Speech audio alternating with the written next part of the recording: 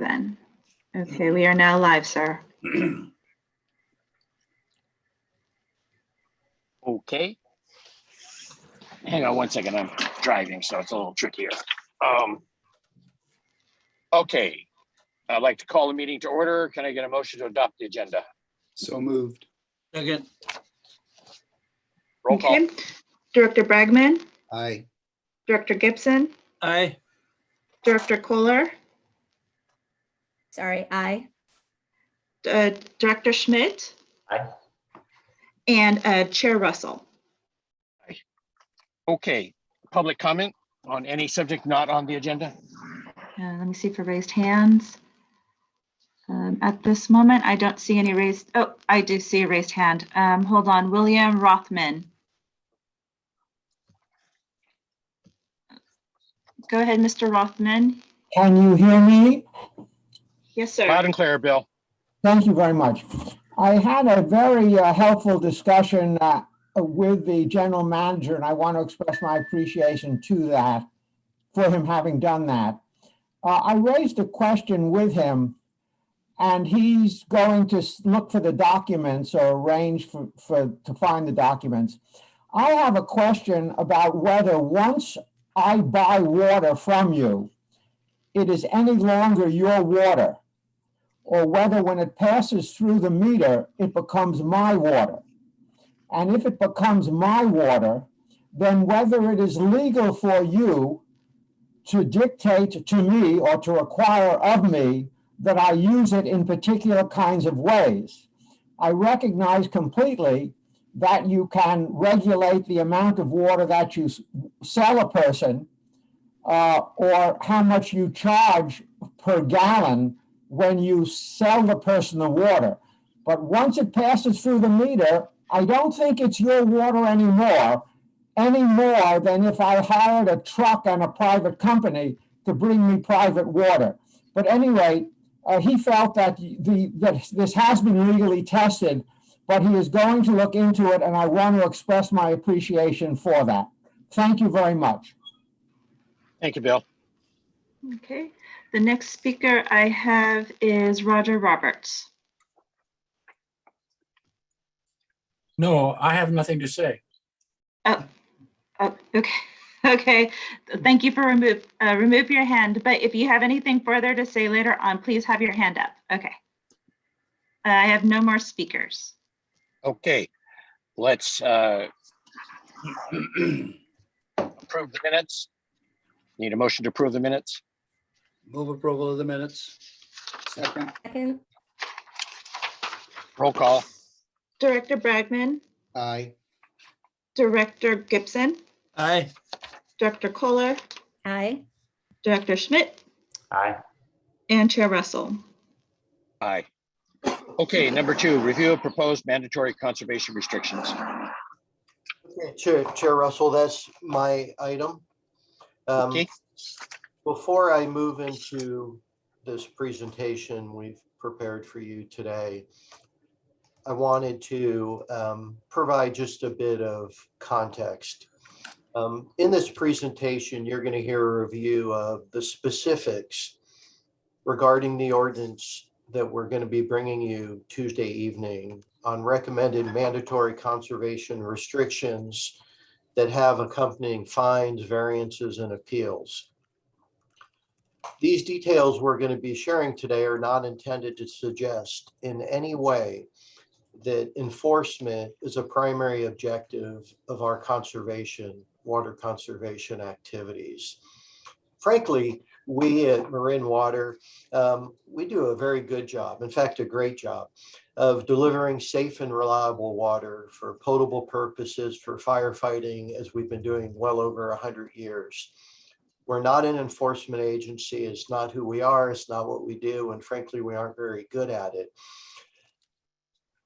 We're very aware as staff that to get through this historic drought, it's not about enforcement. It's about developing a partnership with our customers, with the community. And that is our primary focus and objective in dealing with the situation we're in.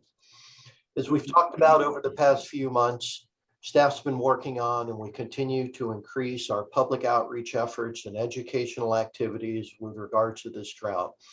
We're looking at enhancing conservation incentives, tips, and tools for our customers to further develop partnering efforts with them to work together to get through the situation we find ourselves in. The purpose of the enforcement language is twofold. First, it reinforces the seriousness of the situation we're in. And second, it provides a tool for outliers, which we believe will be a very, very small percent of our customers, if any, that may take a tragedy of the commons approach to the use of water during this time period. Today, you'll also hear about the proposed variance process we've developed. It's designed to recognize that while we need clear regulation, there will likely be, and we're confident there will be, specific instances that we did not anticipate and customers that are uniquely impacted due to their unique circumstances. We expect to be flexible and hear and address those concerns in a thoughtful and compassionate manner. Again, this is really about a partnership, a collective partnership. And I just wanted to share that as staff's mindset and intentions as we go forward. So with that, I'll roll into the presentation we have.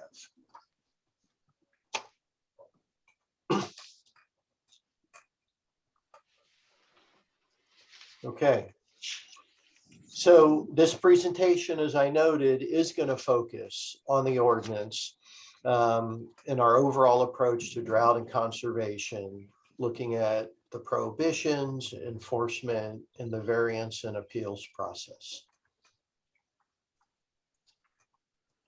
Our approach to drought and conservation, as we all know, this is a historic drought, and for any members of the public, we're going to touch on it now, but every board meeting, we go into great detail showing the historic nature of the rainfall that we've had or not had, and the status of the levels of our water supply and what we're projecting through the dry summer months. We are doing conservation in all aspects to preserve the water supply due to unknown future rainfall. And what that really is saying is, we don't know, is this going to end at a 2-year drought or is it going to extend? And once the limited water that we have is utilized, obviously there's no recapturing it. So that's really the intention here. We plan to continue and enhance voluntary indoor water usage savings across all sectors, residential, commercial, industrial. We're also targeting landscaping and outdoor irrigation, and that is one of the largest areas of discretionary use in our view. And as you know, our demand on our water system approximately doubles in the summer, and that's largely reflected in outdoor irrigation. But we're going to focus on customer outreach, education, resources, and tools for our customers, and increasing our incentives to help our customers during this time that we're asking them to support us and the community. This is a quick glance at our historic reservoir storage since '84, which is when we enhanced some storage in our reservoir system. And you can see we're at the lowest we've been since that time period, so almost 40 years. The goal of our conservation program is an overall 40% reduction from all of our customers. The target to help folks think about their usage is on average 60 gallons per person per day. We believe many of our customers can do less. Some today use less than this. But this is on average the goal that would get us to this 40% reduction that would allow us December 1st assuming we don't have much, if any, precipitation between now and then, to be at 30,000 acre feet, which is a very low for us, but reasonable number, and certainly far better off than we would be absent without this conservation approach. Our recommendation adding to the portfolio of conservation approaches we're asking our community and partnership to work with us on is adding mandatory restrictions for irrigating 1 day a week. That's kind of in the middle of the approaches we had brought to the board. It's not as restrictive, certainly, as it could be, which is essentially almost no irrigation. And we feel like at this point, it's a reasonable recommendation that we're bringing to you and to the public. We plan to implement that by assigning the day per week based on where our customers live. The reason for that is to have clarity in communications and education to our customers. So everyone that lives in Larkspur will know that Friday is the designated day for them to irrigate their outdoor landscaping. And it also provides a benefit where if you see your neighbor watering on off days, you can help educate them directly or using our tip line, where we'll help educate them as to the day of the week that they're allowed to irrigate their outdoor landscaping. In addition, we've added new prohibitions that we're calling water waste prohibitions to ones that we already have.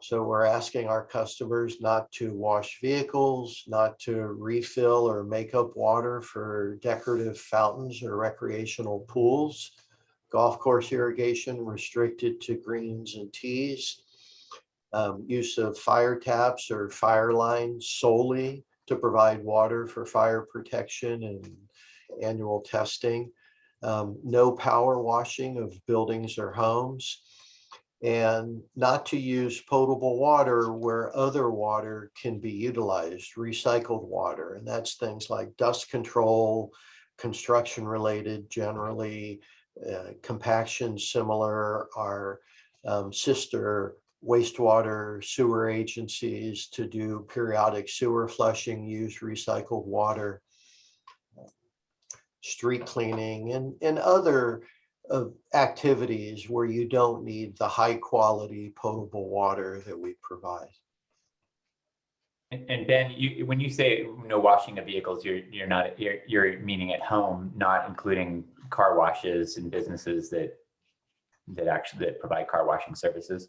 Yeah, thank you for that clarification. Absolutely. We're asking folks, in fact, suggesting as a prohibition that they do not wash cars in their driveway or wherever else at home, because that really is a discretionary use in our view of the potable water during this time of drought. But going to a car wash that uses recycled water, and on our website we do identify, we do have two that use recycled water, and then others that internally reuse their water to the extent possible. Those are reasonable. Personally, I'm not going to wash my car, and I'm going to use my dirty car through the summer as a sign of commitment to the community of using water wisely. But we do recognize that going to car washes is a reasonable step for folks that select to do that.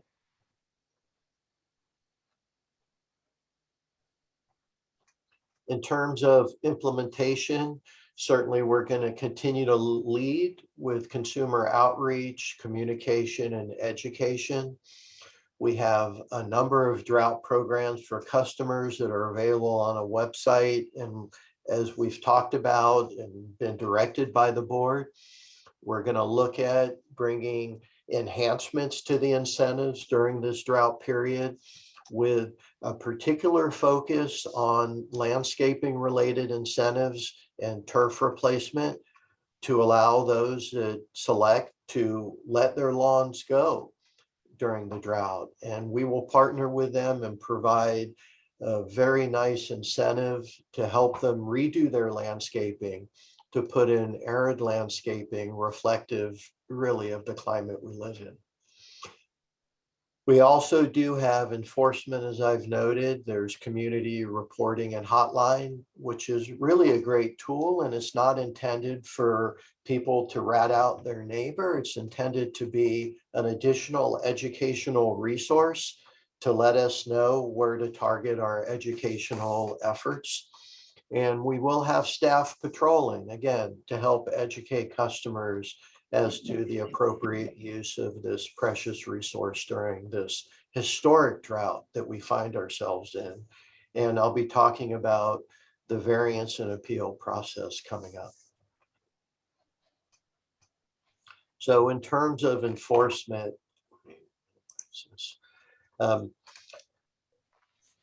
the first thing we will do if we find someone, whether it's washing their car in their driveway or irrigating on a day that they are not allowed to, is written notification as an educational tool, which we expect will resolve, the vast majority of circumstances.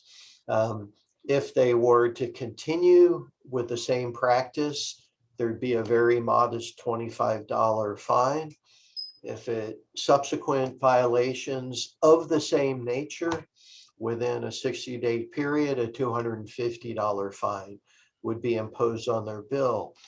So if someone chooses, even after the first two notices, to continue irrigating 5 days a week, every day would be a discrete $250 fine. I can't imagine that circumstance would occur, but that's how we're developing these regulations. We also recognize, as I noted in my opening remarks, that this is not going to fit for every possible circumstance. So we are recommending, and we've developed a variance process that includes unnecessary and undue hardship on specific cases, emergency conditions certainly as noted, as well as considering alternative compliance proposals that achieve comparable conservation savings. We expect that will come mainly from the commercial sector. Will be working in partnership with them. And, the request must be submitted in writing, and we'll have a decision, and there's an appeal process associated with that. Specifically, it's a two-step process, submitted in writing. If the first result of the appeal process isn't satisfactory, there'd be a second opportunity for an in-person or Zoom hearing to try and resolve this issue. And so there's the variance, appeal, and second appeal. And I do suspect essentially all the issues are going to be resolved through this, outside perhaps a handful of outliers. So next steps in terms of this, we're expecting to return on the 20th, next Tuesday at the evening board meeting, with a resolution declaring a water shortage emergency, with an urgency ordinance for the mandatory restrictions as I've described, and a resolution to defer implementation of emergency water rates. And in regards to that, as we've talked about, staff intends to tighten our belts, we'll certainly need to use some of our reserves, and we'll continue to monitor the revenues in the budget for the board to determine if they want to continue to defer the implementation of emergency water rates, or if the finances reached a point you wanted to consider them. And we do intend, as I noted, to bring to the board proposed increases in incentives during this drought period to support the customers in a range of ways in the conservation efforts that they may elect to employ. So with that, I take any board questions. Thank you, Ben. I thought you did a great summary of where we are on that aspect. I think, you know, to me, 60 gallons per person per day is pretty generous. So we may be looking to tighten that number down a little bit, I think. But it's a good start, and you achieved exactly what we've discussed, which is keeping our water storage where it is a year from now at this time if we get the same rainfall. That's exactly the approach I think we should be applying, because that's some kind of sustainability. It's not a great sustainability, but it's a good sustainability. And any other questions from the board? I have actually a couple of comments. I am concerned that the program and clearly a lot of thought has gone into this, and that's all a good thing, and where we're going is a good thing. I'm concerned that it's heavy on the side of controlling, not so much, what we want to control is how much water is being used by each customer, not how they use the water. And for example, the days of the week, saying they got to water on a specific day, that's too controlling in my judgment. I mean, some people say I water on Thursday. My day is Wednesday. I'm off on Thursday. That's the day I want to water. So we're going to give them a fine because they watered on Thursday instead of Wednesday. And I understand it's easier to monitor that, and we can see that. But we can also see if they're watering multiple days, which is in fact what we're trying to prevent. Similarly, on the golf course issue, we're saying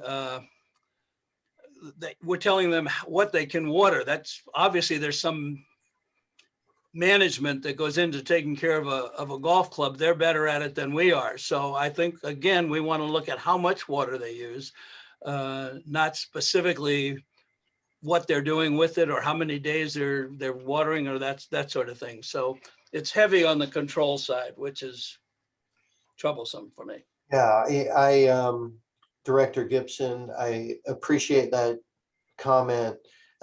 It is something that we've thought long and hard about. And the idea is not to be a controlling bureaucracy, yet at the same time, to really strive to address the discretionary use of water during this time. And with 60,000 customers, there are practical limitations to the effectiveness of different approaches.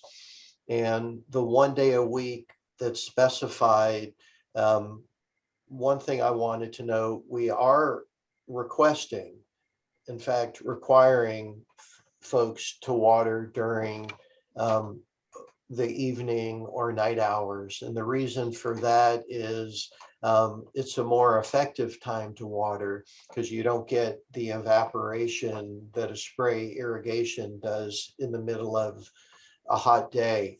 So generally, I expect folks will be at home during that day. We also do have the variance process. If for some reason someone comes to us and explains some unique circumstance, we'd be able to work with them on that as to a given day a week. But I appreciate the comment. Our conclusion is that this design is a reasonable and practical way, given the number of customers. In regards to the golf course, in discussion with one golf course so far, they've suggested, as you've indicated, that they could commit and they would commit to a 40% reduction left to their own devices. And for a large commercial operation like that, we do expect that to be part of the variance process. With the residential sector, the numbers that we have there, we are looking for, striving for some uniformity on approaches with the variance process. Right. If I can just respond to that, Ben, I see a distinction between saying you got to water after dark when the sun is down. There's a nexus between reasonable water use and watering after the evaporation part of the day is gone. That has some rationality that I see. However, that's quite distinct from simply saying your day is Wednesday, that's the day you have to water. There's no nexus there between the water use and on Wednesday. So And also one other thing too, we've been through this before, obviously. So we have a track record of how to do it. Our community has in the past, and I expect now will respond very favorable and very cooperatively to all of our efforts. So I don't think we have to worry too much about the monitoring. I don't think that should be the emphasis on our program. You know, we'll get cooperation, you know. So I think we want to create, rather than an adversarial situation with our customers, we want to create the partnership notion. They'll work with us. Yeah, just to jump in, I think that's right. I think we will get a strong positive response from the partners. I think that does require significant outreach. So one thing I'd like to hear a little bit more about is what that outreach effort is. I know we've got a great team, but we've also been under-resourced in that area. So to get the response that we're all hoping for, that Jack has, I think, very eloquently laid out that we expect, we really have to do our part and do, I think, even more than we've done, which has been great, but you know, we're going to a different level. And I think we need to, you know, own our piece of that and really resource that the way it needs to be. The other question I have is on the variances. You know, we have heard from a couple of people, and I think it's a good question. Some people have already invested considerably in low water landscaping, right? So they don't have far to go, right? They're already, you know, they're already metal on metal. So I'd like to hear what, I don't know if this is a variance procedure or something else, but for people that have already gone that extra mile, that have permanently already brought down their consumption, I don't feel that we should be treating them the same way when it comes to outdoor landscaping as others. It may be that they're fine and one day a week works for them, but particularly for people who have really already gone that extra mile. Yes. Maybe before, can I just throw my question in here too? Because I think it'll all tie together. As I agree with Director Gibson and Kohler. You know, and I'll just say that I think, you know, part of what we're trying to say is we want to give information to people, outreach, to know that we are in a drought, that there are things that we need to do and that there are these mandatory restrictions. But we also, you know, in the example of the golf course, you know, you're talking about people who are saying, please let us decide. We will make that cut, but please let us have the discretion about how to do that. I think that there's power in that, but it takes knowing how much water you're using. And I think that fundamentally it is very difficult for people, you know, if people have already been conserving water immensely, you know, and of which I believe a lot of our community really has taken it to heart, asking them to cut another 40% may be unrealistic. And so I just think that to the extent that we can help people to understand how much water they are currently using and what the goal is, so that they can make some decisions. Maybe they are willing to take a shower once a month in order to save their favorite hydrangea. I don't want to be facetious about it. I just do believe that we actually can trust our community if they have the information. And I think it's actually very difficult right now for people to understand, frankly, just how much water they're using and to gauge how much to give up. But Monty, remember, they have the option with the flume unit. So there is a way, even for the folks without AMI, to get that information. So I think we need to, you didn't mention that, I don't recall in your presentation, Ben, but I think that's a critical aspect. The other thing, it seems to me that hopefully we've already got the first 1,000 or so heavy users on AMI. So I think the information is there, but I think the thing to keep in mind, guys, is the 60 gallons per capita per day is across the board, huh? You know, it's all fine to say they've done the best they can do and they can't do any better. Well, guess what? If we don't do any better, we're going to run out of water. So we're going to have to drop down to that number, that 60 gallons per capita per day. And if they're already there, then great. They're home free. And all they got to do is take their water bill, divide by the number of people in their home, and they know how many gallons in the days in the month, they know how many gallons per capita per day they're using. So they have some tools available, even the folks that don't have AMI or don't have flume already. But for those who are having difficulties, let's make sure they get the flume or an AMI.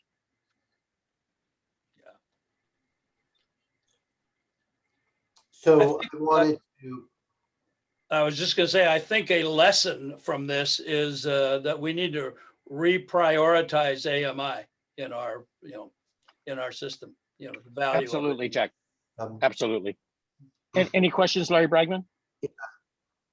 Yeah, I just wanted to know, we have been through this historically.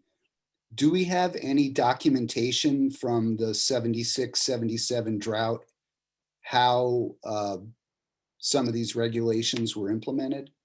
So that's, go ahead.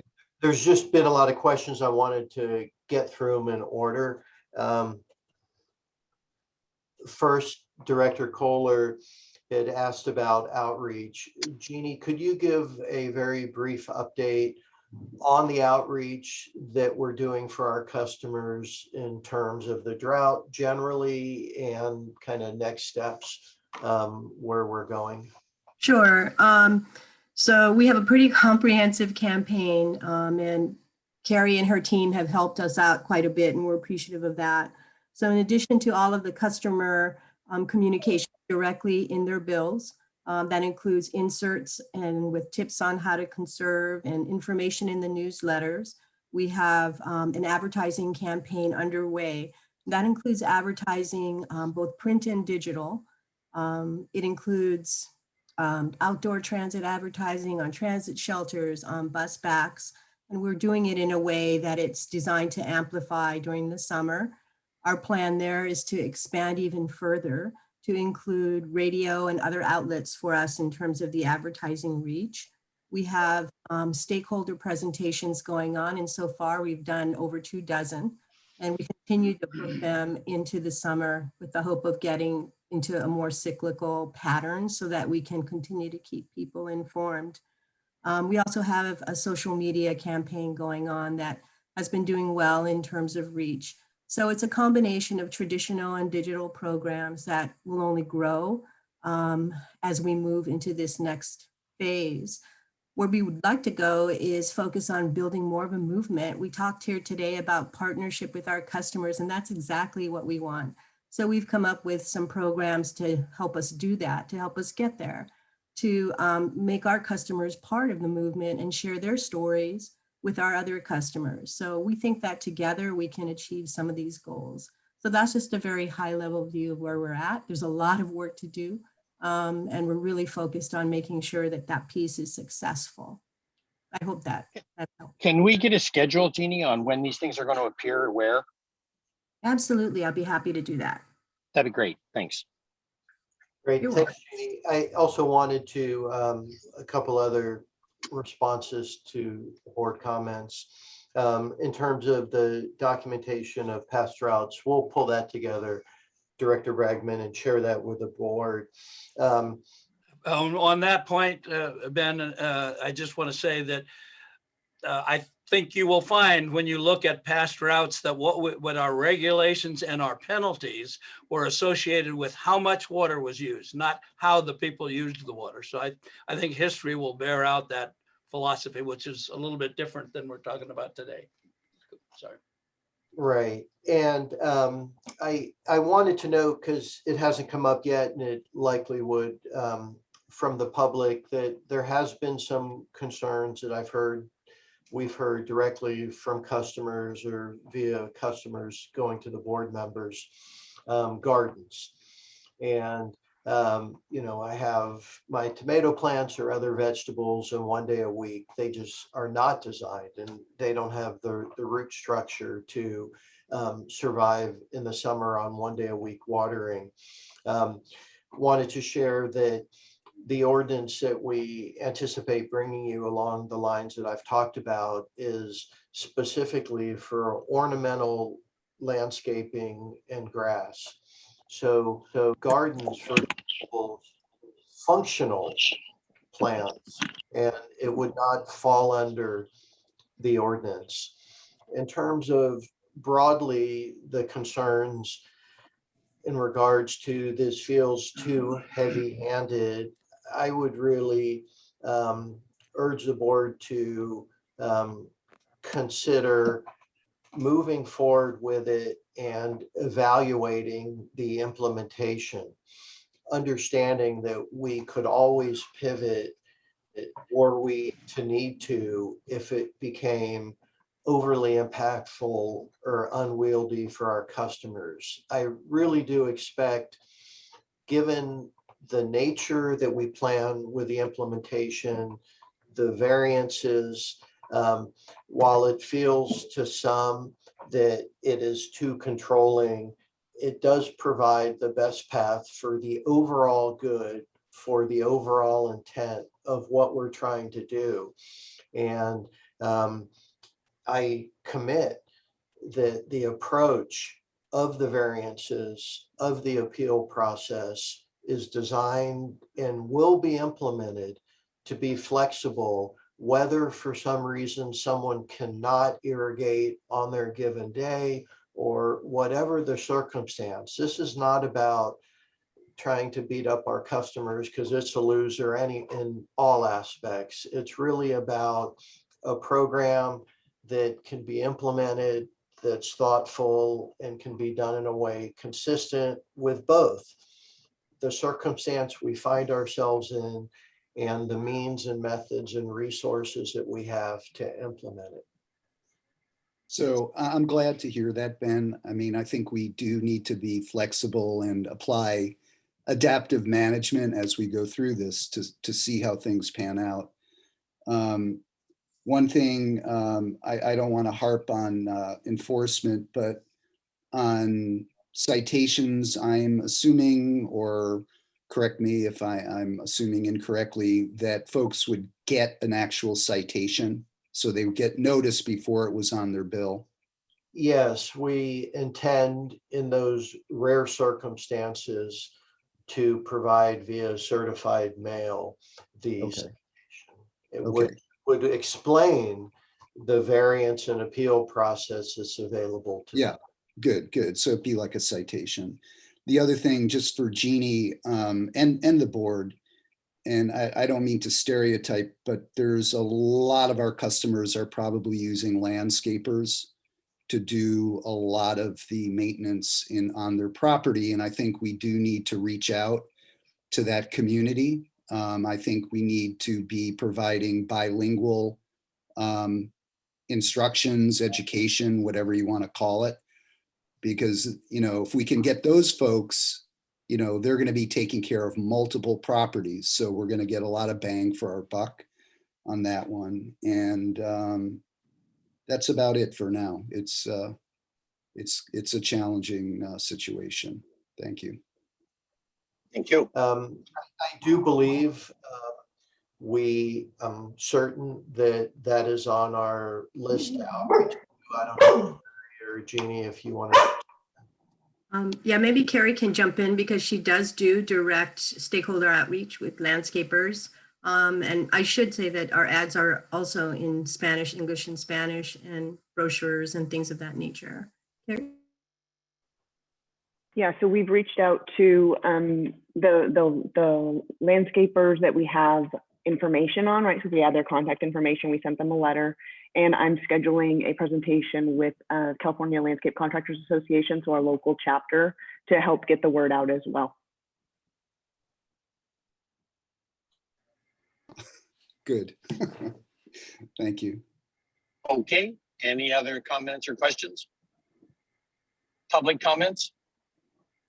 Okay, let me see. So far, I have 2 hands raised.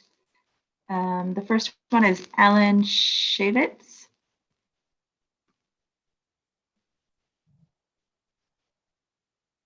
Go ahead, sir. Okay, can you hear me? Yes. Loud and clear. All right, I'd like to touch on 2 points that were raised. First one I hadn't really initially planned on touching on, which was the mention of the flume. I installed a flume about a month and a half ago, and it's eye-opening. I highly recommend it. But there may be some people who can't afford to buy the flume. It's $200 roughly. That should be considered. I want to talk a little bit about my situation and an example of situations apply to the others. My property, which is about 2/3 of an acre in unincorporated part of eastern San Rafael, I have totally converted to drip irrigation, and I have no real turf. It's all artificial turf. So there is no visual means to determine whether or not I'm watering. So there's no really way to control that. The citation issue really wouldn't apply because, again, there's no water sprinklers or anything else that would show, and there's no runoff. I have my water system set on an irrigation system with several stations, and I have it parceled out basically over 3 days to distribute the water usage. This requirement to force it all to 1 day seems unnecessary, since it doesn't really change what my total water usage would be. It just simply pushes it all into 1 day, and I see no reason to do that. It just prolongs the length of time that the watering would go on in that day, starting at 7 p.m. well into the evening. So I'd like to see a little bit of a liberalization on that day, as Commissioner Gibson had pointed out. The other point is there's really no way for MMWD to determine whether or not I'm overusing water in my home, because there's no way to determine how many residents there are in my home. It happens to be 2 people, which based on your numbers would be about 7,200 gallons over the course of the 2 months between readings of my meter, which is basically the only measure that MMWD has. So how are you going to deal with the issue of total consumption as opposed to when that consumption is actually used? Thank you very much. Director Russell, I could respond if that works for you. Of course, Ben, sure. I think the question is very thoughtful and does speak to constraints we have with bi-monthly billing, and we have not yet, as we've talked about, installed AMI throughout our system. In fact, we only have about 5% of our customers with automated meters that provide those sorts of tools, but there is Flume. And on Flume, I'll ask Carrie to speak to the incentive program that we have or we're proposing in a moment. The reductions generally for our customers, those are voluntary, and we're asking our customers to do everything possible to reduce their indoor water usage. And we're going to refine our messaging in terms of targets, because certainly there's some customers that don't have a large amount of landscaping that want to know where ideally they should bring their water use to. So we're going to be really developing targets for folks that select to read their meter, that select to install a Flume, ideally incentivized. Really what the question does speak to is some of the comments by the board members that this is all going to be based on, in terms of it being effective, the community buying in, as you have always done at times of drought, and doing everything you can to conserve water, whether it's, and this is all on our website, and there's going to be more and more buckets under the shower for when you're waiting for hot water. The same thing at the kitchen sink and flushing the toilet or hand watering plants with that water. Those that are interested to install a Greywater system, we have incentives we're going to be enhancing. Again, turf replacement. So it's a complex picture. This is a complex situation we find ourselves in. But at the end of the day, it really is about folks doing the right thing for their neighbors, for their community, to support our efforts. And Ben, and for themselves. I mean, Absolutely. look, this is, as Ben said, this is a community effort. And, you know, you can say, well, we can't enforce it. Well, that's not the point. The point is to get everyone wanting to be there, to already be there. And it sounds like the gentleman has already gone a long ways to getting there. Drip irrigation, that's great. And, you know, when we're talking about this, we're really talking about turf irrigation. You already have artificial grass, so you're already over the hump. I'd be curious to know what your gallons per capita per day is, if you're interested in telling us.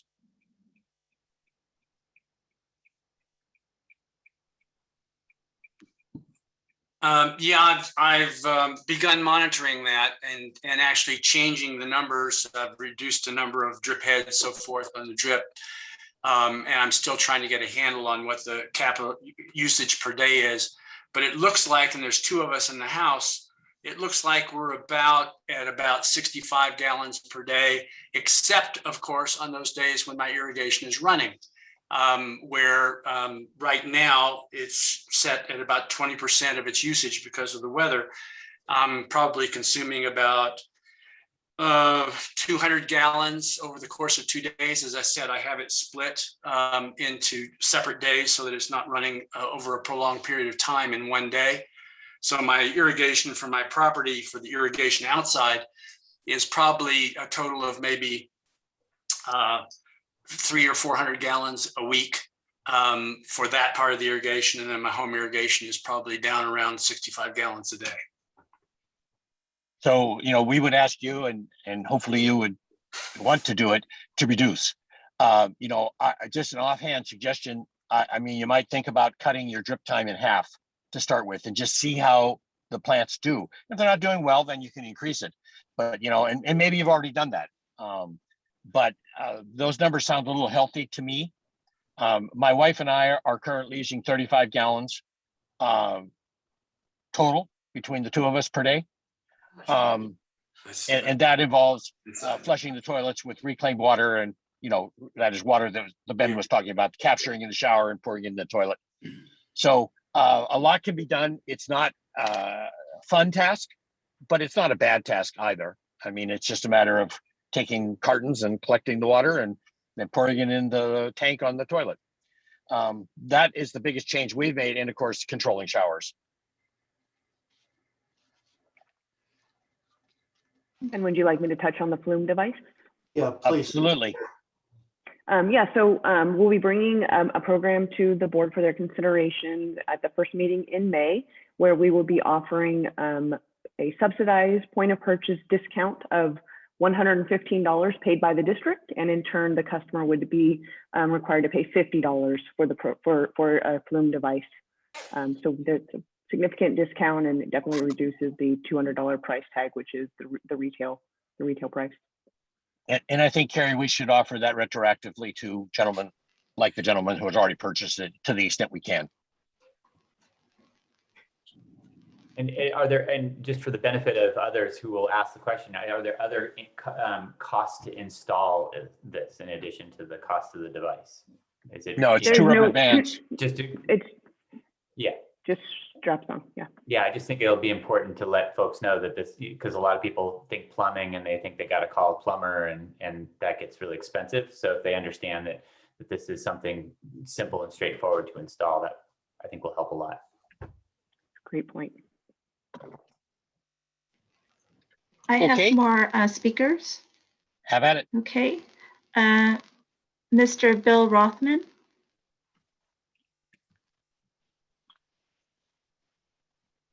Okay, can you hear me? Loud and clear, Bill. Yes, sir. Okay. Now, little things mean a lot. After 3/4 of an hour of discussion and concern about the question of telling people how to use their water and concern about people who may have a vegetable garden, I'm sorry, I can't help but to feel uncomfortable when then the general manager puts in one word that changes everything. And that word is called ornamental. I think, unless my hearing is defective, we heard him say that the once a week watering will apply only to ornamentals, not to vegetables, which of course it makes absolute sense. But I can't understand why the presentation at the outset, the written presentation, didn't contain the word ornamental if that's what's intended, and the general manager said that's what's intended. So I'm assuming that the board all heard the word ornamental and that the once a week watering will apply only to ornamentals. So I appreciate the general manager, when I'm done with this, making that point. And I think it's very important for the following reason. When you say you can only water once a week and people have vegetables growing, they like to grow vegetables, it's part of the lifestyle and part of the ambiance, etc., of Marin County, and you say you can only water once a week, what are you going to do? You're going to drench, because that's the only way that you have any hope of your lettuce surviving for the full week. Whereas if you could use your judgment and feel the earth and feel out whether it was moist or not, even if it meant watering twice a week or 3 times a week, a little bit each time, you wouldn't on that one day drench everything. Because if there's one thing you don't want, it's drenching in terms of saving water. So please clarify that and firm it up. I'd appreciate the general managers and maybe board members' comments on the importance of it only being ornamentals, that there's going to be the limit in terms of number of days. Thank you very much. Yes, if I may, Director Russell, my comment with the word ornamental was by design, and that is a language that will be in the ordinance, and that will be clearer on Tuesday's presentation that accompanies the ordinance. So thank you for that. Okay. Next speaker is Mimi Willard.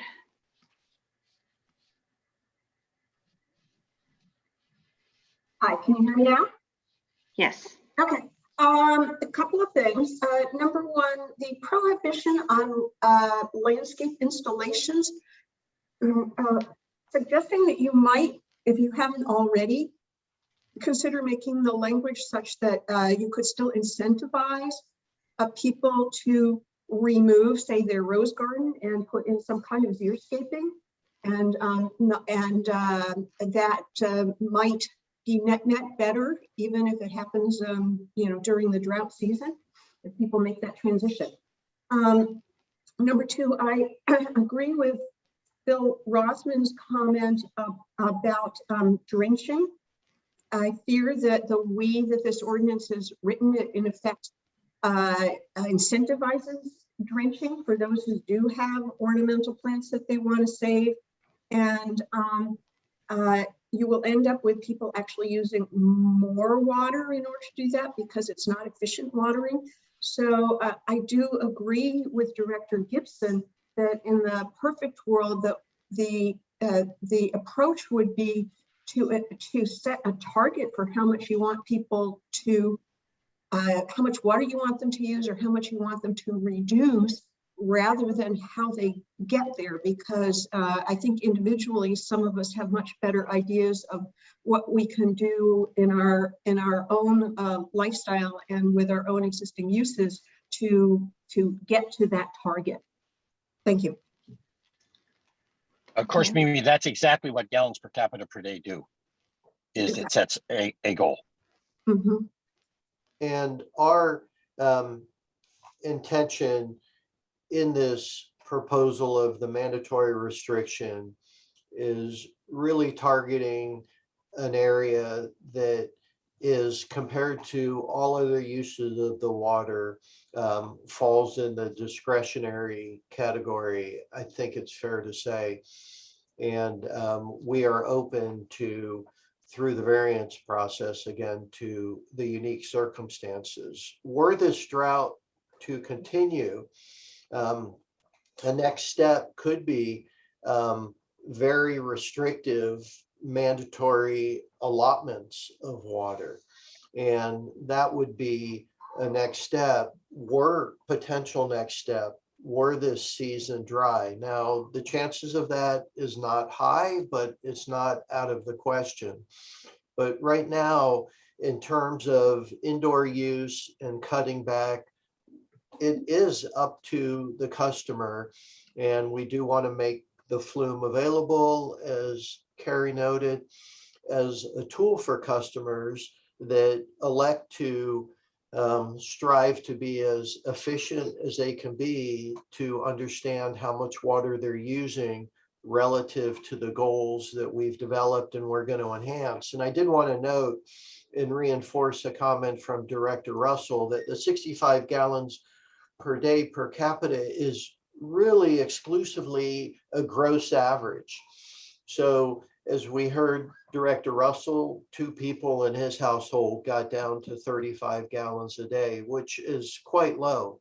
But that's the sort of case studies we're going to share as we hear from our customers and share with the community how folks have been able to really drive down their water usage. So we appreciate all these comments. Okay, and I just want to check on, I think Mr. Roberts may have a comment, but I want to double check. Yes, Okay, you can hear me, I trust. yes, sir. Loud and clear. There are a couple issues here that I think needs to be considered in connection with the scheduling of water use. We all know that during the dry season, which starts in May and ends in maybe 1st of November, that we will have periods of time when we'll have 3 to 5 days of very hot weather. And in those situations, watering 1 day a week may not work. So there needs to be some consideration in the variance allowances to recognize that if somebody violates the rules of the game, and it happens to be a violation during that period of time when we have extremely hot weather, there needs to be some flexibility. There's an additional issue that I think has to be addressed in terms of the scheduling of 1 day a week watering.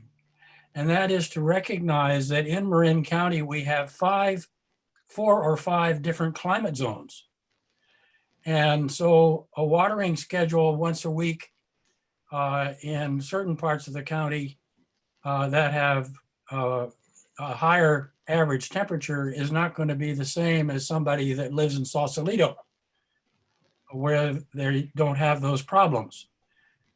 So I hope that when you're exercising, if you will, the regulatory oversight and the noticing of violation, that you look very closely as to whether or not they are achieving 60 gallons per day per person on average, because that's the true test based upon the way this whole system is set up.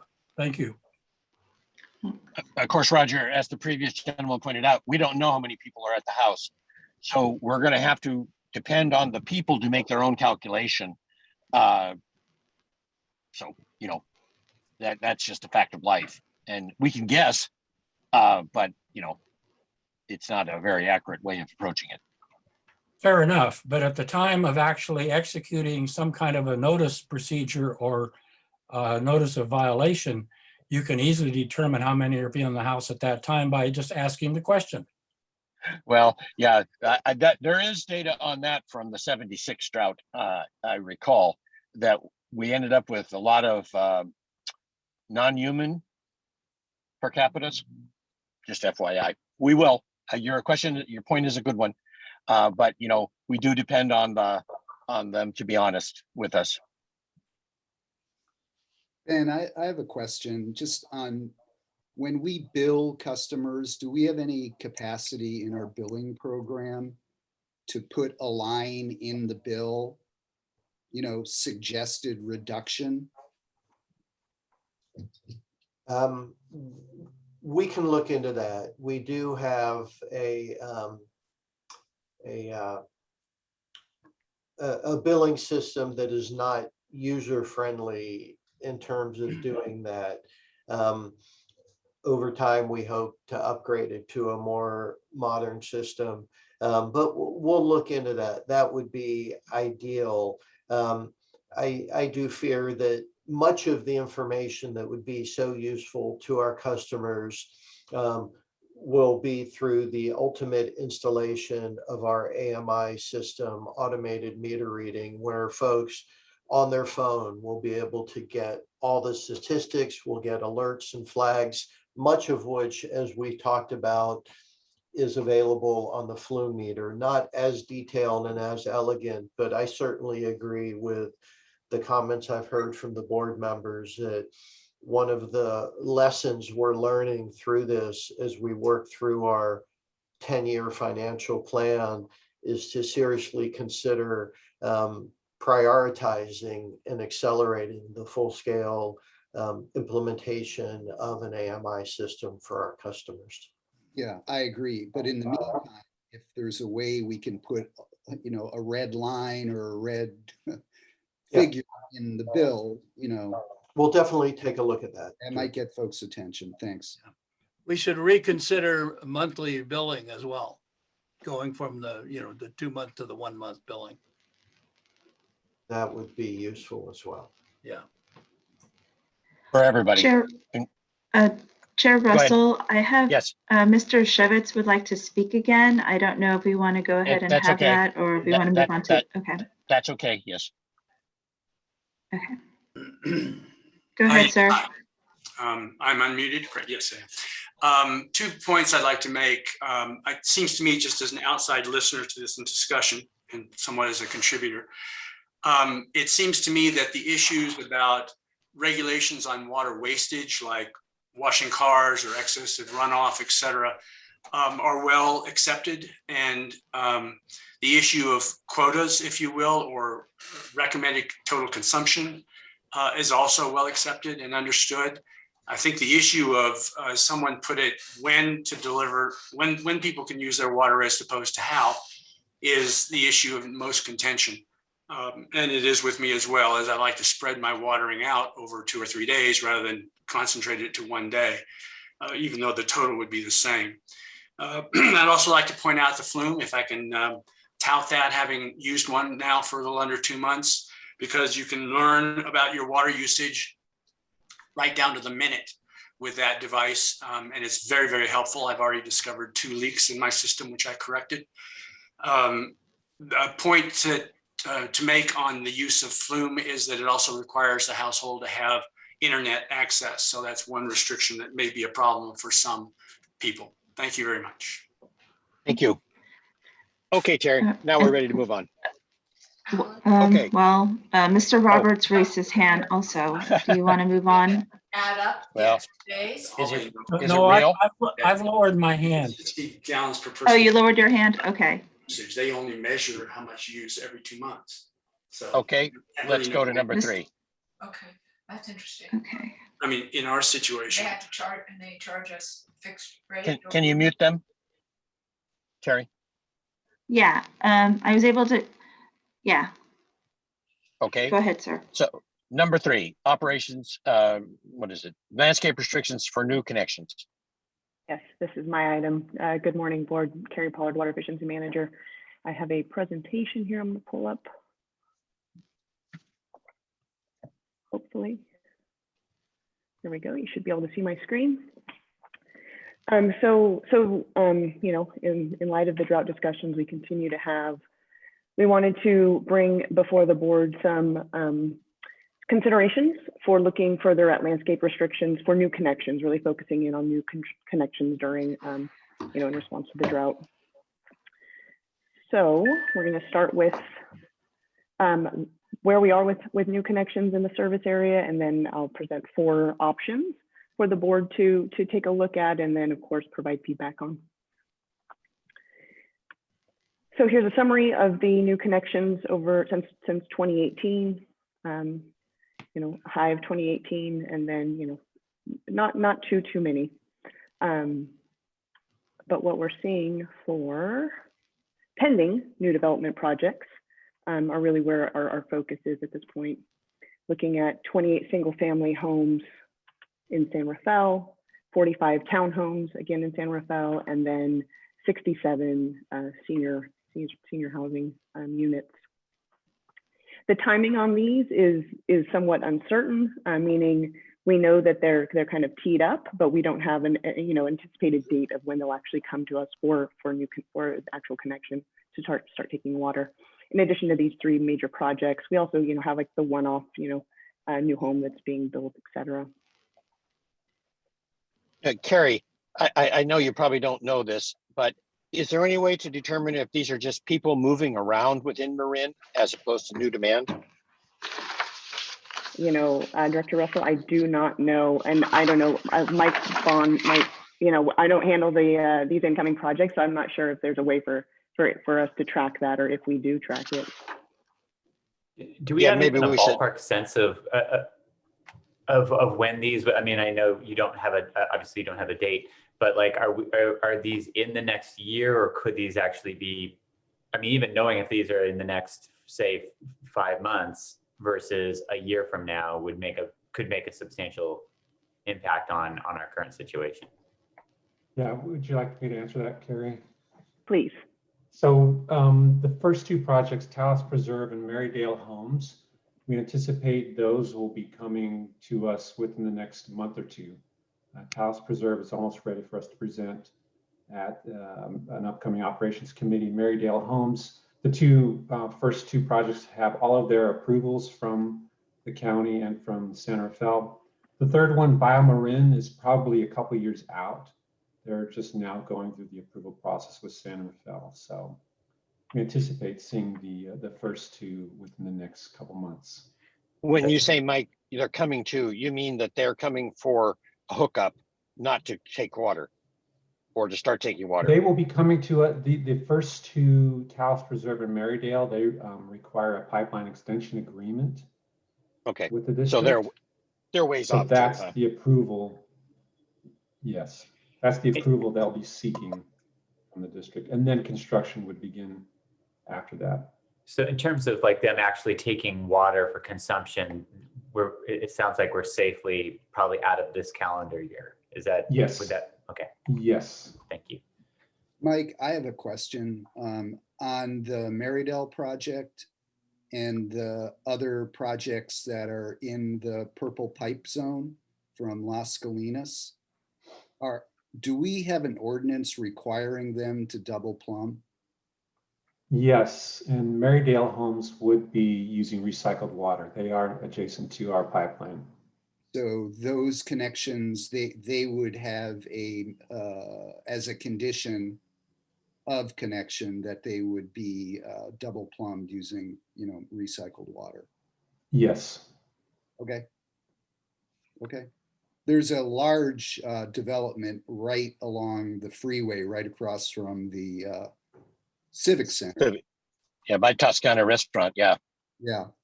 So I'm assuming that is also within our recycled water district. I am not, that might be, yeah, I'm not familiar with that project, but if it is within our recycled water area, they would be required to connect if they can. Okay. Yeah. Okay.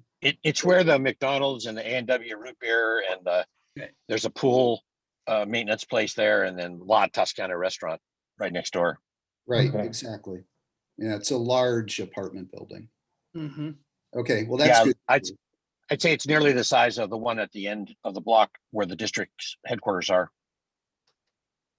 Yeah, I'm not sure which one that is, but that's good. We have mandatory double plumbing. That's good to hear.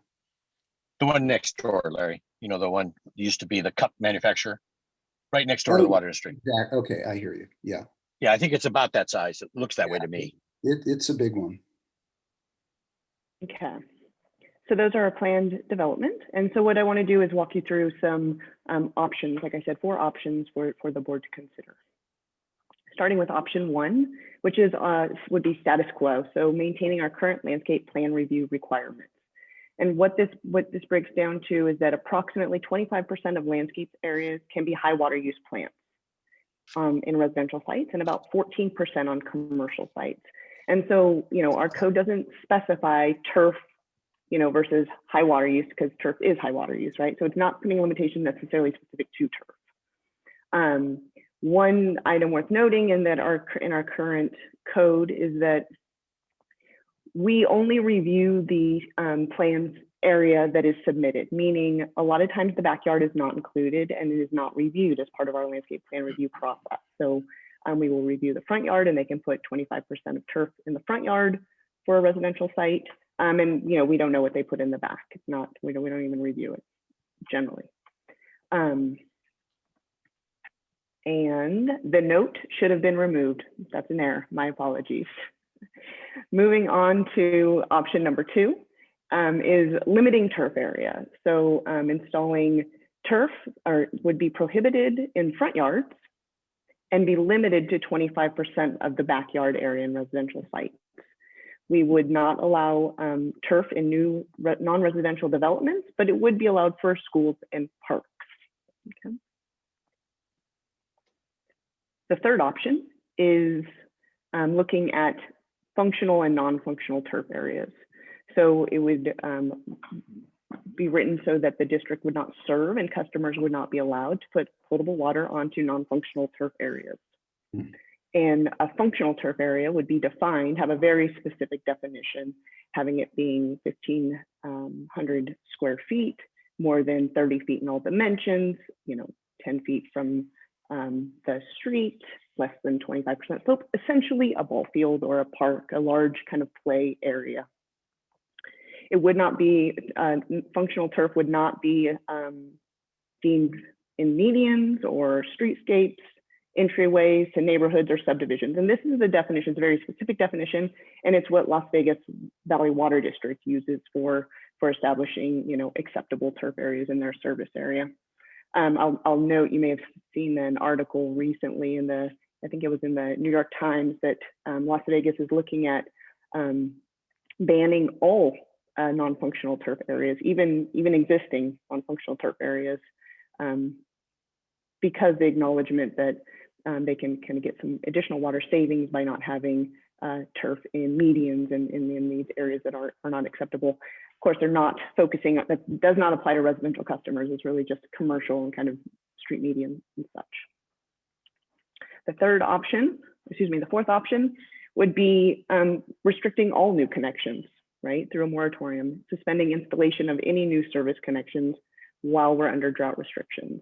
And the water shortage emergency declaration that will go to the board on Tuesday would allow for this action to be enacted. So in summary, I wanted to put them all in front of you here. And what we're really looking for is there interest from the board to have staff dive deeper into pursuing any of these options as part of our drought response, and if so, then we'll of course come back at a later date to once it's refined and kind of bring it back to you for your consideration. So I'll stop here and see if there's any questions or comments.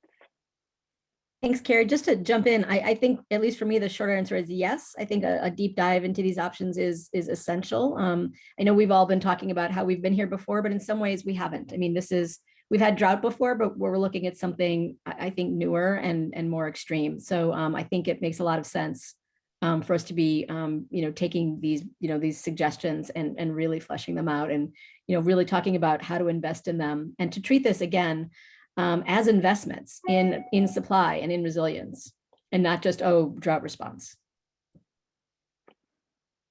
That's a great point, because it could be enacted just temporarily during the drought, right? Or it could be taken into consideration for the long-term direction that the district would go in. Yeah, and I know today we're just talking about this in drought, in terms of drought response, but this is exactly the kind of thing I'd like to see folded into the 10-year financial plan. I assume we have vetted this legally, option 4 particularly.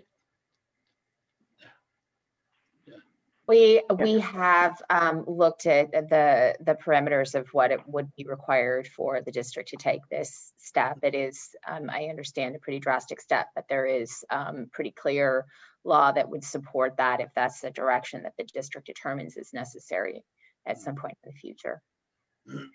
What kind of findings, Molly, do we need to have in order to impose a service connection moratorium?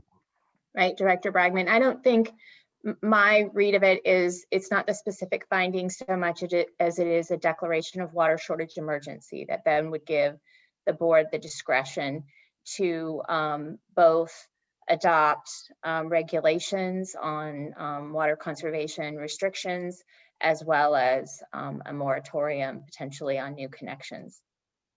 Okay. Well, I agree with Director Kohler as far as my interest in taking a deeper dive. You know, I do think we're kind of at a tipping point, and we kind of need to be looking at long-term strategies to get to a point of sustainability. So I second her support of moving forward and looking into it and getting some more advice from staff. I agree as well. Okay. Okay, public comment? And then, yeah, no, okay. Oh, I go was ahead. just going Oh, to sorry. wrap up with the Sorry. next step. So we will develop policy based on feedback from the board, and of course, bring back some recommendations for either formal consideration or opportunities to provide additional input on what new connection restrictions might entail. Thank you. I think one other thing we should be thinking about, Carrie, in those lines is offsets, allowing them to purchase expansion in our reclaimed water system such that it provides zero net water usage or something to that effect. That was what was offered to George Lucas on the Grady Ranch annexation. And I think we should just sort of start thinking that way. It'd be like another connection fee. But that way they come in with zero impact on the system.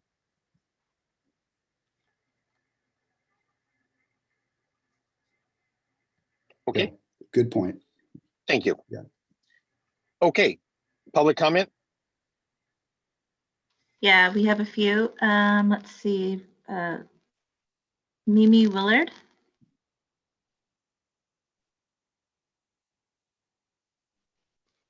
Miss Willard.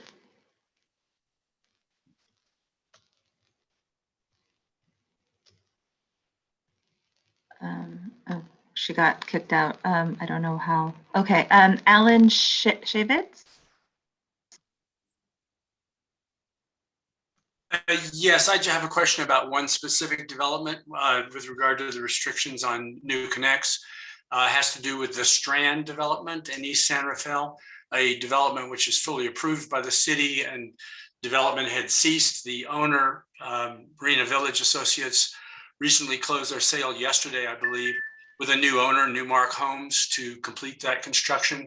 Is this restriction in any way affecting them completing this construction of the 50 or so, I think, maybe it's fewer than that, lots that still need to be built? I don't know, Mike, if you know offhand. If not, that's something we could look into. Mike, are you still on? Yeah, we'll look into that, Ben. Okay. All right. I think now Miss Mimi Willard's here. Oh, where'd she? Miss Willard. Let's move forward, There Terry. you are. Yeah, I know. Hold on, sir. Okay, go ahead, Miss Willard.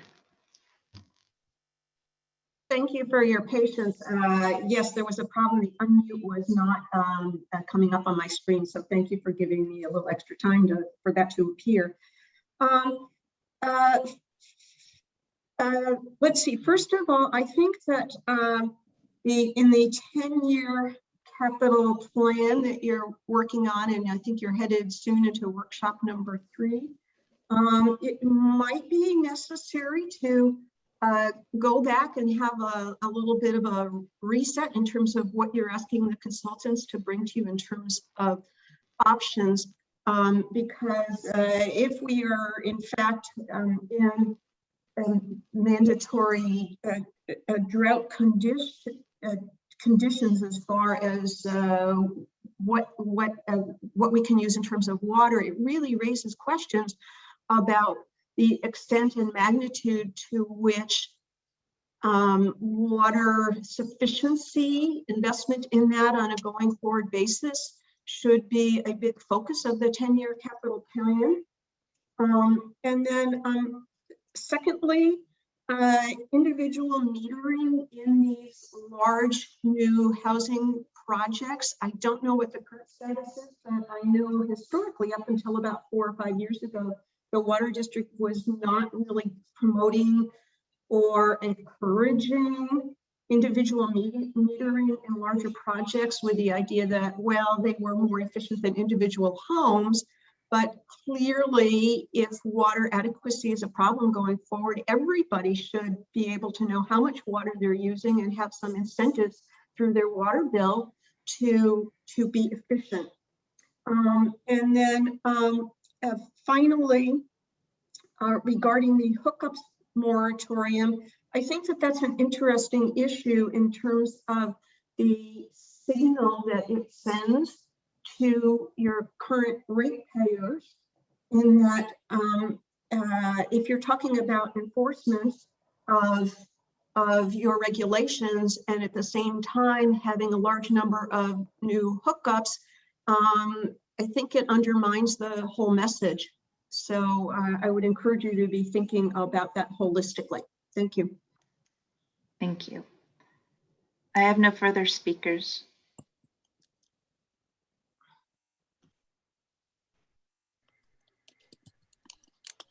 Oh, did Mr. Roberts, hold on. Mr. Roberts. Yes. Okay, I see that. Thank you. Go ahead, sir.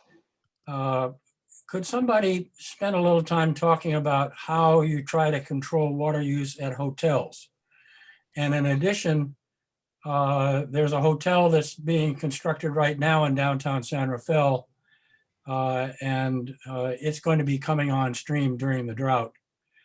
And then in addition, on the turf issue for sports fields, one of the problems with using artificial turf is that the cleats that are used by the players catch in the turf and cause ankle and knee injuries. And so many schools have gone back to natural grass because it reduces injuries to the students that are playing in these fields. And there must be some way of dealing with that. And if schools are going to have to continue to use natural grass in order to avoid injuries, then how can we promote them to get on to recycled water?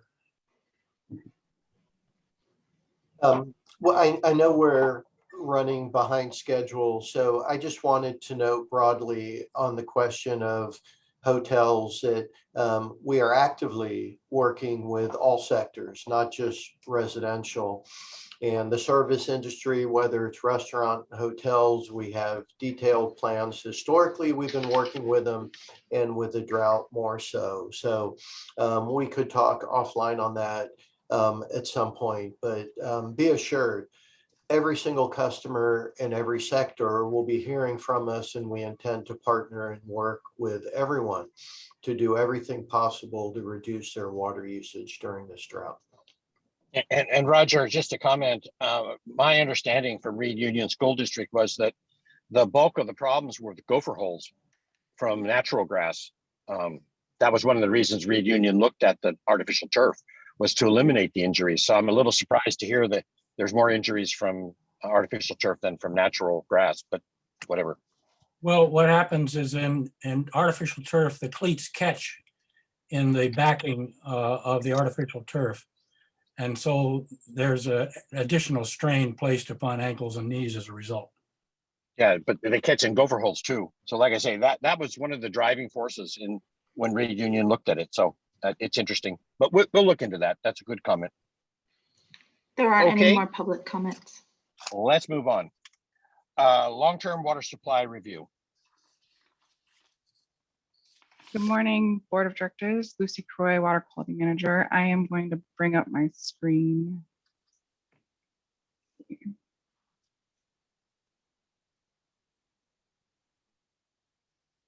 Okay. So this morning, we have prepared a review of long-term water supply opportunities and investments available to the district. We see this really as a breakout session from the 10-year financial plan and the ongoing efforts and workshops that have been underway to support that plan and development. This will be a deeper dive into our water supply portfolio and look at all the opportunities available to us, not really to be viewed as alternatives as much as opportunities to incorporate into the 10-year financial plan. Today, I'm working with Carrie Pollard, our Water Efficiency Program Manager, and she will be giving an overview of our water efficiency program, as well as the best-in-class programs across the nation. We'll be touching on supplemental supplies and opportunities there, and then any other opportunities in our system that we see for increasing water supply. So at this point now, I will hand it off to Carrie. Thank you, Lucy. Next slide. So we're going to start with a review of our water efficiency program, looking at a little bit of the historic spending and GPC gallons per capita per day usage that we've seen in the service area and in the region. So starting with historic water efficiency incentive funding. So we've seen this slide before. This is over the last 10 years. It's the budgeted incentive funding and our associated expenditures as well. You can see there's, we tend to have a strong budget and not necessarily expending all of the funding that is allocated to the program. And there's a number of reasons why that might be. And we acknowledge that was the history, and we hope to do improve this as we go down the road and achieve significant water savings with the funding that is allocated to the program. Looking at our gallons per capita per day. So this is our 2020 GPCD. We were at 128, and this is total production divided by population. So this is total system. The orange bar are the 20 by 2020 targets. This is SBX 7-7 compliance, which wrapped up in 2020. And as you can see, we actually did not achieve our target goal for a number of reasons. One of which was recycled water, using potable, while that system was having upgrades. That would have actually gotten us to where we would have been compliant. But nevertheless, because we were part of the regional alliance with the Sonoma Marin Saving Water Partnership, we can leverage the regional alliance to ensure compliance with that legislation. Next slide. Digging in a little deeper into per capita water use, looking at residential per capita water use. Our winter low for 2020 was 59 gallons per person per day. So winter use is generally only indoor use. And then looking at the summer average of 124 gallons per capita per day, which gives a breakdown of 59 indoor and 65 gallons per person per day outdoor. So when we talk about establishing goals, you can, for drought response, you can kind of see what that breakdown might look like, reducing some indoor use and significantly reducing outdoor use. Next slide. And before I dive into some best-in-class programs, I want to just give a slide on and remind the board and everyone what programs we currently have in place that we offer through our water efficiency program. We have irrigation controller programs, 2 programs actually. One is a point of purchase discount with Ratio, which customer would end up paying about $70. The district pays $100. And we also have a $100 rebate for any weather-based irrigation controller that is EPA approved. And so, we're not just supporting one company, but have the opportunity to have any controller receive our rebate that is approved, an approved controller. We have 2 rebate programs for turf removal. One is a $1 per square foot rebate, and the other is delivery of sheet mulching material. So this includes the compost, cardboard, mulch, and irrigation conversion kit to cap the irrigation overhead spray. We have a laundry to landscape Greywater kit program, which is a $100 point of purchase discount. We have rain barrel and cistern rebate, which is 50 cents per gallon, up to $1,000. And we have a clothes washer rebate of $100. Next slide. Thanks.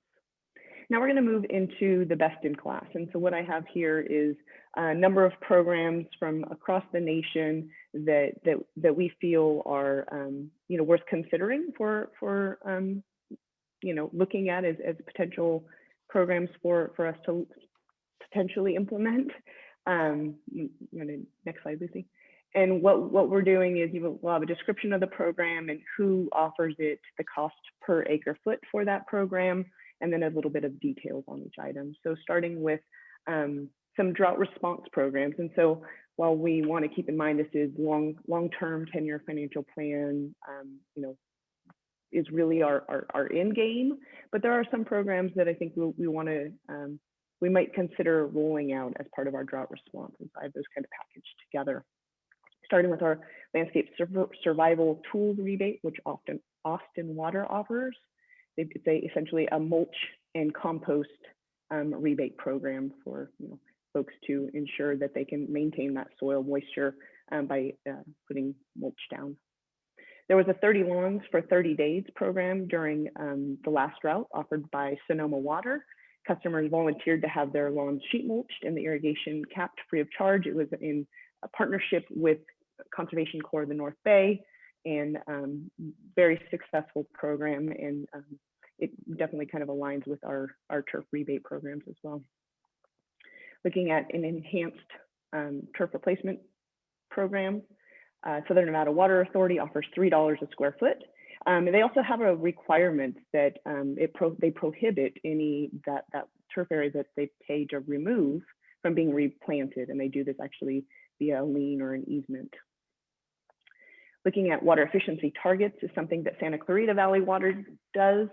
They use aerial imagery and they provide measurements to customers and establish a targeted water use for both indoor and outdoor. And then they compare that target to the actual use and they assign them a status. So are they efficient, inefficient, wasteful, and excessive? They do this with every water bill. And some of their service area they actually use it for billing as well. So their first tier would be an efficient, the efficient is tier 1, inefficient tier 2, wasteful tier 3, and excessive would be tier 4, as an example. So Carrie, just before you go on, and you're probably going to get to this, I'm sorry, can you go back to that? Oh no, there it is. I'm sorry. So what's interesting to me about these programs is that, you were saying before that we're not using our budget. I expect we're not using our budget because we're not really making these incentives meaningful enough to our consumers, right? I mean, the idea is that they actually have to incentivize them and we're not doing that. So it's not that surprising. I think it's a very stark contrast because as I'm sure the rest of the board knows, Southern Nevada is wildly successful in convincing their homeowners and landowners to engage in their turf replacement program, but they're offering $3 a square foot, not $1.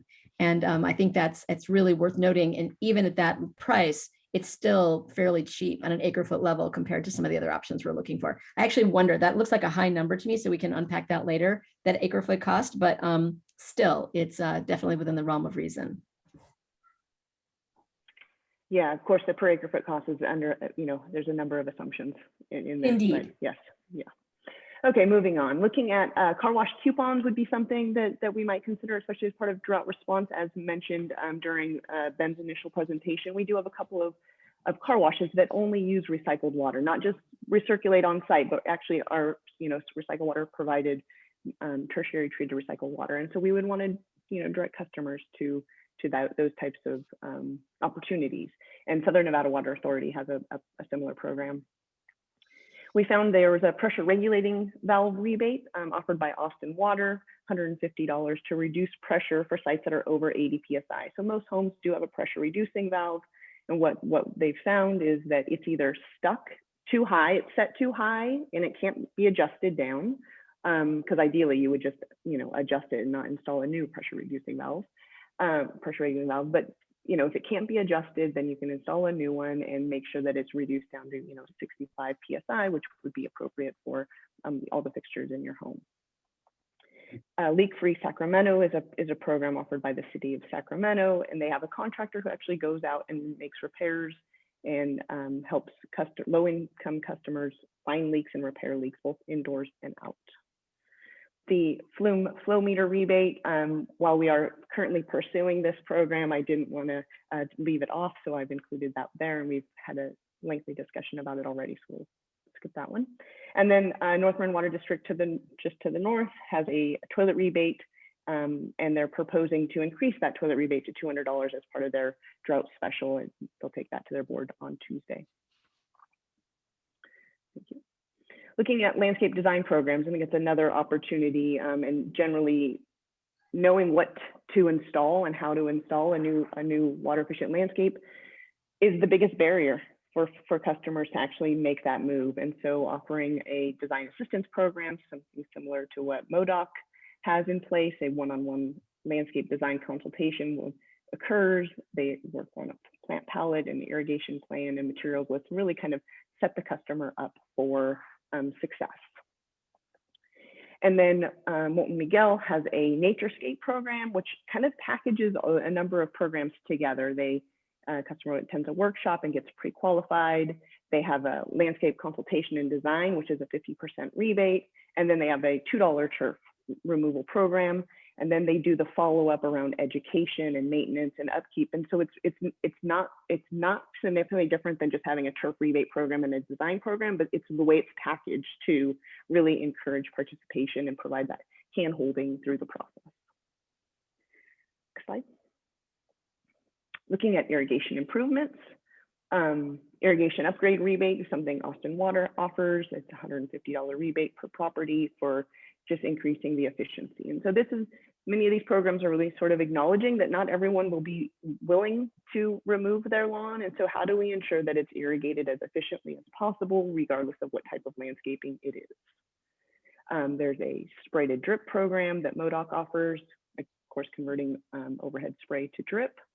They have a rotating sprinkler nozzle rebate offered by Molten Miguel, which is a $2 per sprinkler nozzle. These are MP rotator nozzles that ensure that the application rate is even.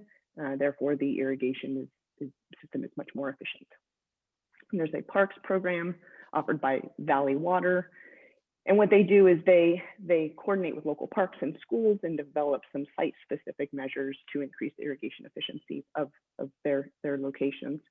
It's a substantial rebate, about $10,000, but of course you're considering schools and local jurisdictions who may not have the funding available for making these investments, and that's why it's such a hefty rebate. Next slide. And then finally, some drought-proof water sources. Looking at Greywater programs, Valley Water has a installation assistance program for their laundry to landscape program. They also have model sites that they've developed. And I want to include in here, about over a year ago now, I spoke to the board about a residential greywater initiative. That is something that we still want to do, and we will still look at.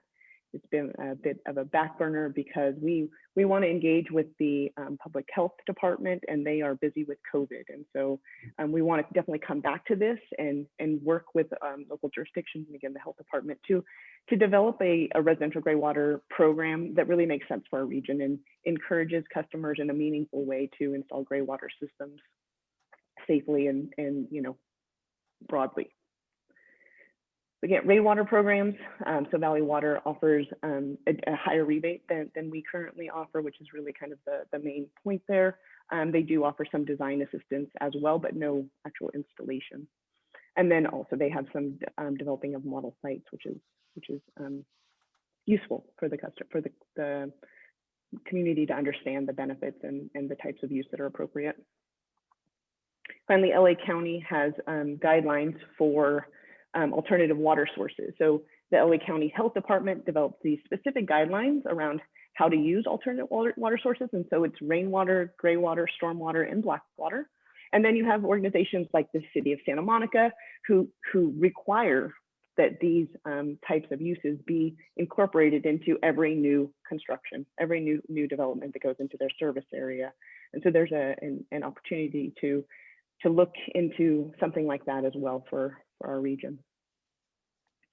Okay.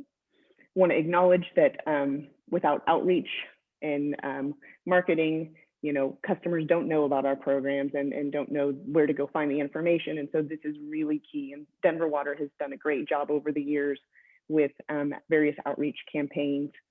They started with use only what you need.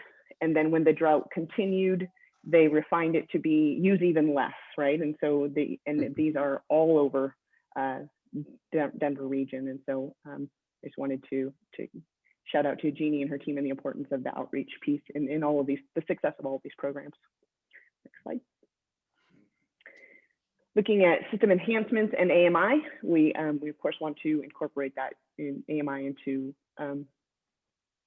as acknowledging the value and the benefits of having data available to us and to our customers, and allowing us to be able to develop programs based on that data, right? Having data-driven programs so we can have a better understanding of how customers use water and know what programs would be more effective, and essentially they would be more interested in participating in, because it would directly assist them in how they use water at their homes. So then what we did is, so we took all these best in class, and then we kind of packaged them together to develop some potential future programs. So looking at the current program we have there, as I discussed on that initial slide, are clothes washers, controllers, laundry to landscape systems, rain barrel incentives, the flume program I included there because I do anticipate that rolling out, and our $1 square foot, and then the sheet mulch delivery program. And then looking at building on that, so taking all of the offerings from the current program to develop program A, which additive, so adding toilets and the leak repair program, adding the direct install sheet mulching program like Sonoma Water did during the last drought, and adding some landscape design assistance, the landscape survival program, working with our parks and schools, and then further increasing the turf rebate as well would be program A. So this was designed after, similar to what you all saw with the 10-year financial plan, right? The idea of kind of building on each scenario. Moving on to program B, it would offer all of the program A items, and then it would add in rotating sprinkler nozzles, the spray to drip conversion program, the naturescape type program that Molten Miguel looks at, which is $2 square foot plus design assistance for every site, and then you're adding irrigation upgrades program. And then finally looking at program C would be all of the other prior mentioned items, and then increasing the turf rebate actually to $3 per square foot.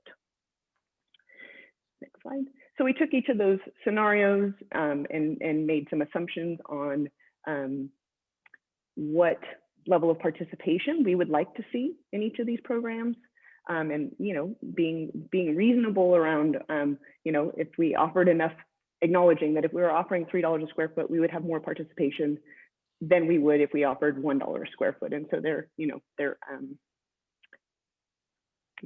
intentionally they're meant to show the level of participation would change depending on what the offerings were. And you can see the savings associated with each item. Current programs would be 846 acre feet a year with the associated investment of about 250,000.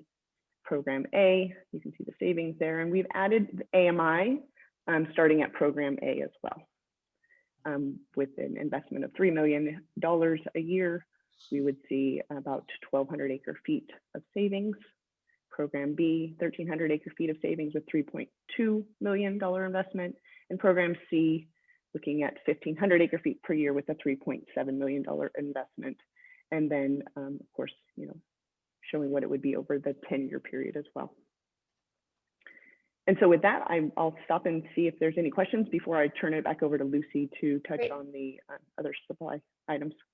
Carrie, if you could leave this slide up just for a minute. So I'm guessing in the investment per year column, the biggest chunk of spending there is AMI. AMI is 2 million. Right. Okay. So what I would love to see, because you're going to bring this back to a full board meeting, right? Great. So what I think what would be helpful is in the investment for year column, if you could just divide that, like don't make a new column, just like maybe just divide it just like little dots or something, like how much of that is AMI? Because, and again, I totally support AMI, but I think it's important for the board and the public to see that that is the overwhelming bulk of this investment. So, I mean, which is fine, but I also think it does change what the cost per acre foot is, because not that I think we'll get 100% of AMI covered through grants, but I think it would be interesting to have some reasonable estimates, because there's now going to be so much federal money. I'm not saying we're going to get all of it or some of it, but it is, I think, reasonable for us to assume that we will have over this 10-year period some significant portion, assuming we want to go 100% AMI, some significant portion of that covered by grants. Would you agree? I think that we do have an opportunity to pursue grant funding. You know, grants aren't easy to get. It requires an investment in staff time and commitment to, right, to pursue and follow up and ensure that, you know, that we can leverage them in a meaningful way. But I think that there is an opportunity, and we've seen it. We've been successful in the past getting grants for AMI. Yeah. So I'm just saying, you know, so if we made some sort of, some sort of assumption, like we'll get 25 to 50% of the AMI costs covered. I mean, the infrastructure bill they're talking about now is large, and and then we've got the 111 billion that they're talking about. And granted, it's all up in the air, but it seems to me it's reasonable for us to anticipate that. And I just think in terms of making our decisions, given that AMI is the single largest by really 2/3 of the funds that we're talking about here, I just think, again, I don't want to overstate it, but I also don't want to understate it. I don't want to make it look like all of that is going to be ratepayer dollars, as opposed to, other investments that we might be making. In an effort to move things along, what I'd like to do is incorporate the changes Cynthia is proposing and bring this entire presentation back to the next doc meeting. I think it deserves more time than we have to deal with it right now. It's a very meaty subject and very important, but I just don't think it's going to get adequate discussion. It's already 11:20. We've been at this almost 2 hours. We have one. We're going to postpone the last item, the BIFID discussion, but we need to deal with Paul Cellier's discussion. So if that's okay with everybody, that's what I'd like to do. Just bring the whole thing back to the next board, the next doc meeting. Larry, I just want to make one brief suggestion. I was looking at the cost of extending the recycled water program, and I think that really needs to be folded into our consideration on the water efficiency scenarios. It's actually less than AMI to get that pipe down to San Rafael, quite a bit less. So that's a great suggestion. Yeah. Absolutely. Director Bregman, so we do have, Lucy actually has all those slides as well, so that we can do a comparison. I just wanted to stop here before I handed it back over to her, but that is included as part of this presentation, is recycled water I'm proposing, and other supplies. Carrie, we don't hand it back over. I'm saying we're going to stop now and pick it up at the next doc meeting, if that's okay with everybody. That's okay. It's getting. I agree. Okay. I do think, can I make a friendly small amendment? I think you may, of course. I'd like to, I think that's fine as a matter of process. And I agree. I only have like 8 minutes left before I have to go, but I'd like to see the full slides. If you could send them and make them available to the public, because Lucy's done the work. So I just assume see what our numbers are. Okay. Absolutely. Yes. Absolutely. And if I could, just for clarification for the public, Chair Russell, I believe you're referencing the second to the last item, the prescribed burns, to defer that to a future meeting. Yes. Okay. Are we all cool?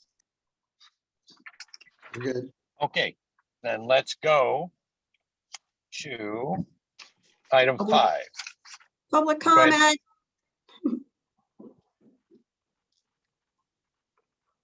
The purpose sorry. is to put the comment off until the next meeting. That's the idea.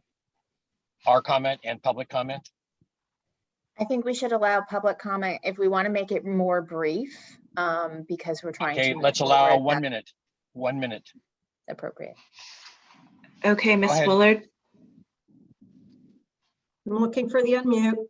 Can you hear me? Yep. Loud and Yes. clear. Okay, great.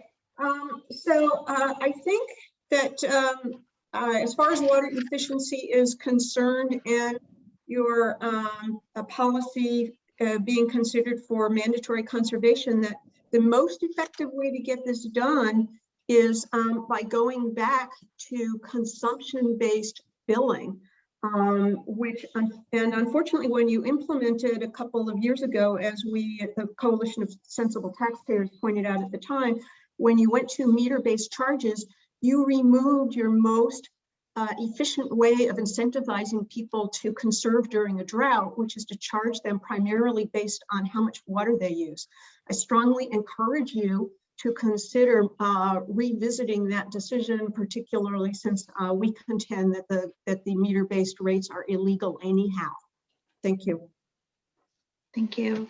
And the next speaker is Mr. Roger Roberts. Go ahead, sir. I don't have my hand up. Okay, never mind. Oh, Alan Shevitz, please, then. Yes, hi. Just want to raise a hand in favor of getting Greywater down to San Rafael. The medians along Point San Pedro Road, when the community pitched in with the county, the city really, to do the replanting and reseeding of that whole area and planting trees. We also put in a Greywater system, but of course it's running empty at this point. So very much in favor of getting some Greywater down to that system. Thank you. Thank you. Our water is much higher than Greywater, just FYI. The water quality. But thank you for the comment. We have no further comments. Okay. Well, let's move on. Paul Sellier. Yeah, good morning, Paul Sellier, Operations Director, and I'll be as brief as I can with this item. This is the request for temporary water for livestock from the Marin County Agricultural Commission. The dry weather, of course, is affecting ranchers in West Marin, as it's affecting everybody. And the Marin County Agricultural Commission has asked for access to a hydrant below Nicasio Dam for raw water. So that's untreated water.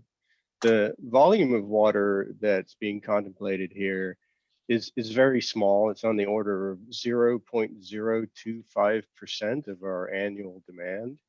And that's, probably a bit less than the evaporation that we might expect this year from Nicasio alone. The water, of course, would be subject to various charges, which include an account setup charge, a deposit for the hydrant meter, and charges equivalent to 150% of Tier 1. And this is, of course, consistent with our code and reflects the fact that it's the Marin County Agricultural Commission who will be actually making payments. Storage in our reservoirs right now, we have about 1 year unmodified demand in the reservoirs right now. A legal review for this item, the board may sell water for use outside the service area, provided that the board finds that surplus water exists and that there are no objections from nearby or neighboring water agencies. North Marin Water District has, of course, already allowed this use of water below Stafford. So the ranching community has access to water there already from North Marin, and informal discussions with North Marin, they have obviously no objections to us doing the same. So, given the nominal amount of water that we're talking about, staff believes that there is surplus water for this use. However, we would recommend that we monitor closely the changing water conditions, particularly in Nicasio. And if necessary, we can revoke this permit at any time. So staff recommends that the board adopt the resolution authorizing the general manager to issue a temporary limited use permit for service from a hydrant to the Marin County Agricultural Commission for water for livestock. If there are any questions. Paul, do we know how many operations are in the Nicasio Valley that would take advantage of it? I think it's 2, Director Bragman, 2 dairies out that way. Okay. And is there a cap, or is it on the amount, or is it an is your estimate based on an estimate of how often water would be sought? Yeah, Director Schmidt, good question. So in discussions, the estimate was based on 3 3,500 gallon truckloads per day. So I believe my estimates are actually quite conservative. The ranching community likely would not start using the water immediately, and certainly not at that rate. So it is sort of a gross estimate on the order of 5 to 7 acre feet, and 7 acre feet would assume that they took 3 truckloads of water starting tomorrow, or and running through the end of the year every day, and that's unlikely to happen. So somewhere around 5 to 7 acre feet is my estimate. Per month or total? No, total. Okay. Total.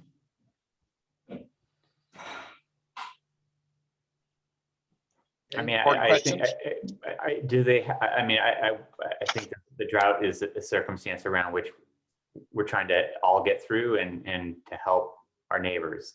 But do they have another source of water wherein we could share in helping them, or are they out of any other source if we are not helping them? So as I mentioned, they do have access to water. North Marin Water District has already agreed to allow them to use water below Stafford. And using Nicasio water, it's just a little bit closer for them. So it just provides them another option. But they would continue to take water from North Marin as well? My understanding is that they would preferentially take water from Nicasio because it's a shorter trip for them. The truck would not have to drive as far.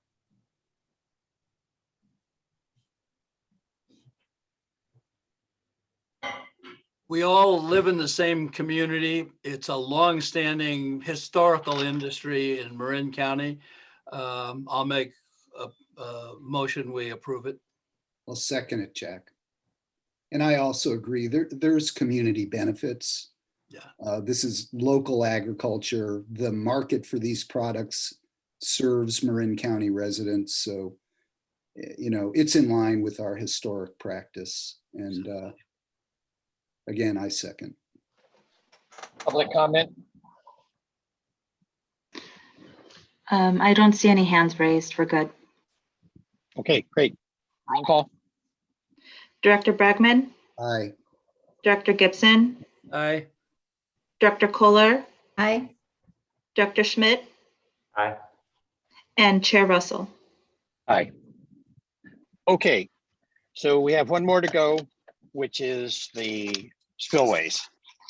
Chair Russell, at your discretion, we could defer that item and bring it directly to an open board meeting given the time, or we could go through it now, maybe 10, 15 minutes.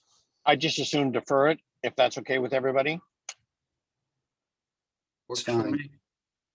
Okay, so, I mean, you can put it on the 20th if you want, I don't know how critical it is, Ben, to get this From a done. timing standpoint, I expect we'll bring it to a open board meeting. Right, I'm saying you could bring it to the one on the 20th if you wish to. Next Tuesday, Yeah. if depending on the criticality of it. Oh, I see, that 20th, I'm sorry. I think we'll look at that, getting that put together. Yes, either there or the first meeting in May. Thank you. It might go on the consent calendar, Ben. Right. It's got to go through us first, though, Larry. So it's got to go through the doc first, or some committee before it gets to consent. Well, Yes, we'll work. Okay. Okay, I mean, if it's critical, Ben, we'll do it now, but you know. No, this is not a decision. So what we'll probably do is bring it to a board meeting with a recommendation instead of a two-part. But I think we are talking about a fairly, as things go here, routine effort. So I think that would work. Okay. Okay, in this instance. Okay. With that, any more public comment? There are none. Any board comment? Hearing none, we're adjourned. Thank you all. Have a good weekend, everybody. Thank you all. Thanks for your patience. Thanks, everybody.